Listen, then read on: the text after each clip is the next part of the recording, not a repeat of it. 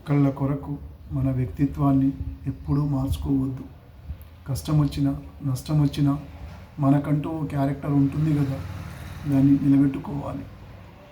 సింహం సైతం తన స్వభావాన్ని వదిలి పిల్లిగా మారితే కుక్కలు కూడా వెంటబడి కరుస్తాయి.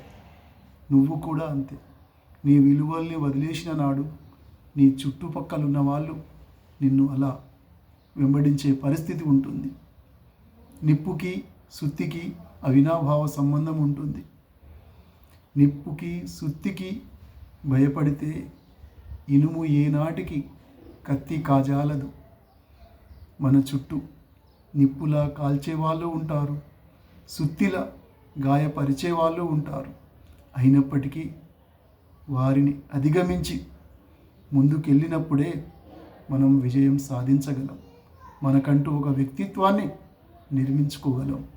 సమాజం అనేక వ్యక్తుల సమూహం కాబట్టి అందులో మనకంటూ ఒక గుర్తింపుతో, ఒక వ్యక్తిత్వంతో ముందుకు సాగిపోవాలి.